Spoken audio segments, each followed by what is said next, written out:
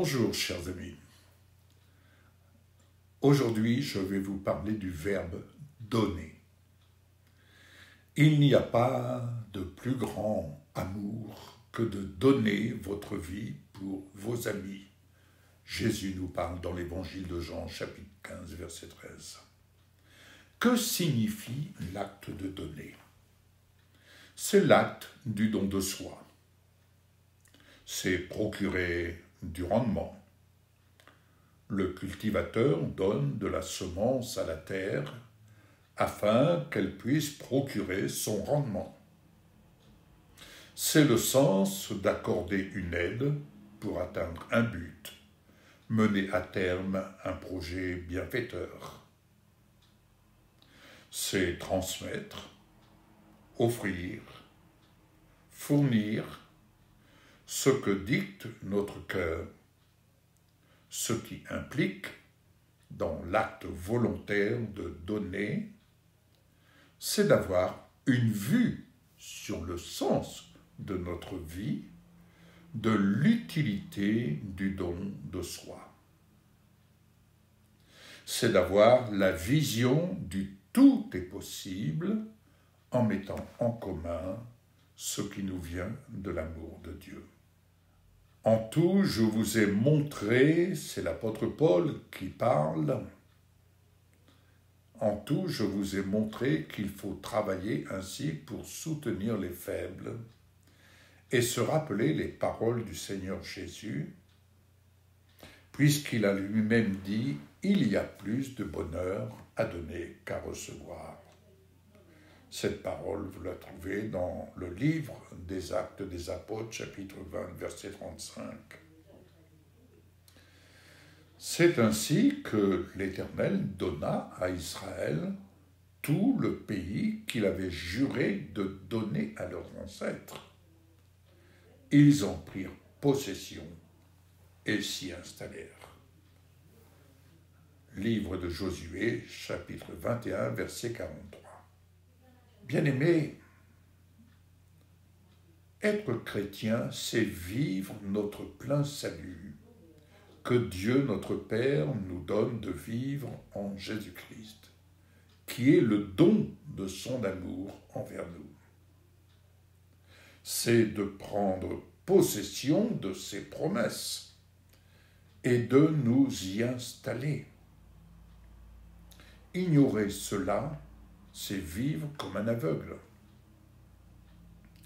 Il appartient alors à chacun d'entre nous de cultiver ces promesses desquelles émerge la substance de sa vie. Ce n'est pas simplement une lettre. Il y a dans cette lettre, comme j'ai eu l'occasion de le partager récemment, il y a dans cette lettre, dans un mot, la substance de la vie divine. Quand il n'y a plus de bois, le feu s'éteint. Quand il n'y a personne pour critiquer, le conflit s'apaise. Proverbe 26, verset 20. Pourquoi je dis cela? Quand il n'y a plus d'amour, l'action de donner s'éteint. Quand la vie de prière s'éteint, le feu de l'amour s'éteint. Prier, c'est élever les promesses de notre Père devant notre regard, de telle sorte que nous gardions sa vision et alimenter le feu de son amour dans notre cœur. La libéralité, la générosité viennent de là. Elles dépassent nos propres limites. Vous voyez le contraste entre ce jeune homme riche qui respectait les commandements de Dieu. C'est un entretien qui se passe entre lui et Jésus. L'ayant regardé, Jésus l'aima et lui dit « Super, c'est vraiment génial ce que tu vis là. Toutefois, il te manque une petite chose. » On peut imaginer le jeune homme riche. Comment? Oui, Jésus va lui dire, écoute, va vendre tout ce que tu as, donne-le aux pauvres, et tu auras un trésor dans le ciel.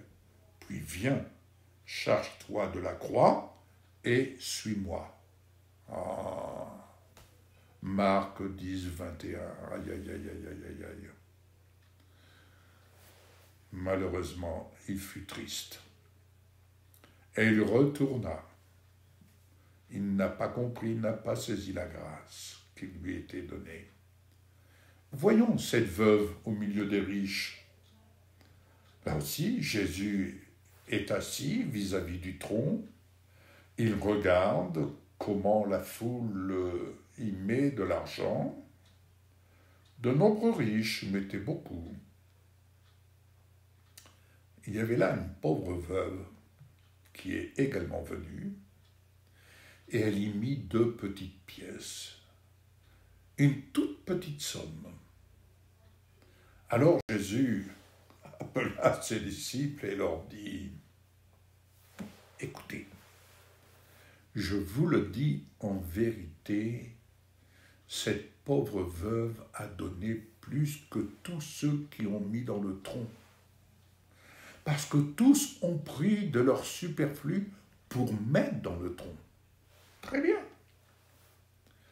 Mais elle, cette veuve, elle a mis de son nécessaire, tout ce qu'elle possédait, tout ce qu'elle avait pour vivre. » Évangile de Marc, chapitre 12, versets 41-44. Voyez ce que l'amour de Dieu rend capable dans la traversée d'épreuves, de persécutions, de pauvreté, de dépasser cela pour entretenir la joie de donner, de procurer, de transmettre et de mener à terme un projet commun. Écoutons encore. Par ailleurs, c'est l'apôtre Paul qui parle. Par ailleurs, frères et sœurs, nous vous faisons connaître la grâce que Dieu a accordée aux églises de la Macédoine. Pas une église, aux églises de la Macédoine. Au milieu même de la grande épreuve de leur souffrance. Leur joie débordante. Dites donc, quand je lis cela, ça m'interpelle.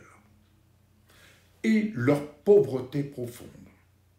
Donc, dans la souffrance, dans une pauvreté profonde, dans une joie débordante, ça me dépasse. Cela les a conduits à faire preuve d'une très grande générosité. Alors là, mes bien-aimés, je l'atteste, dit Paul, ils ont donné volontairement selon leurs moyens, certes. Et il ajoute, et même au-delà de leurs moyens. Et c'est avec beaucoup d'insistance qu'ils nous ont demandé, c'est eux qui ont demandé à l'apôtre Paul, la grâce de prendre part à ce service en faveur des saints. Ils ont fait plus que ce que nous espérions, car ils se sont d'abord donnés eux-mêmes au Seigneur. Voilà la clé. Ils se sont donnés eux-mêmes au Seigneur, puis à nous par la volonté de Dieu. 2 Corinthiens 6, versets 1 à 5. Oui, ils se sont donnés eux-mêmes parce que c'est le Seigneur qui les a rendus capables de se dépasser. Et Paul rajoute, je ne voudrais pas, si les Macédoniens m'accompagnent et ne vous trouvent pas prêts, que cette belle assurance tourne à notre honte, pour ne pas dire à la vôtre. Sachez-le, celui qui sème peu moissonnera peu, et celui qui sème abondamment moissonnera abondamment.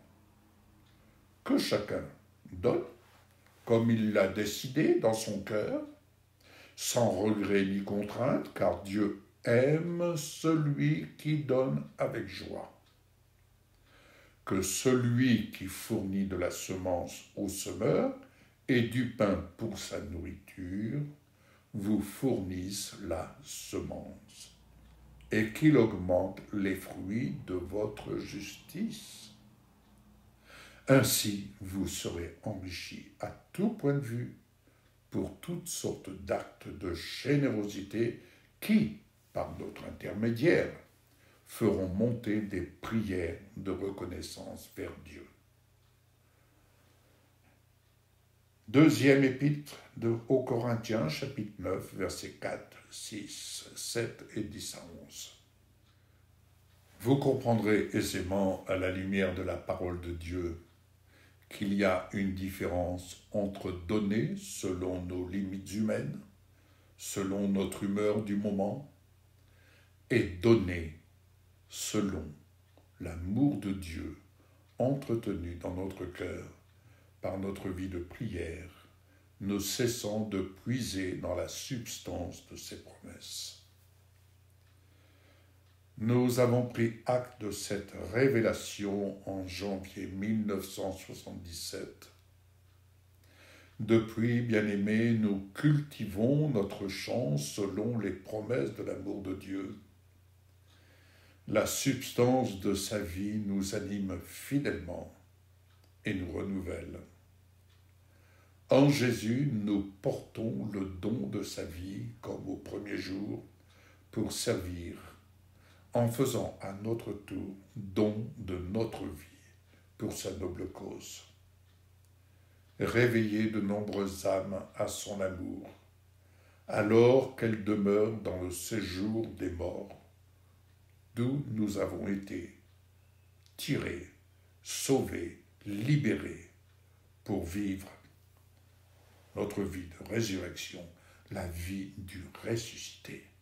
Et la vie du ressuscité va de gloire en gloire. Pour vous aussi, c'est possible lorsque Jésus vient faire sa demeure en vous. Il vous appartient de le recevoir, de l'accepter et de vous attacher à ses promesses, de vous laisser transporter dans ses promesses, de vous y installer et de vivre par la foi. À très bientôt, que le Seigneur vous bénisse. Au revoir.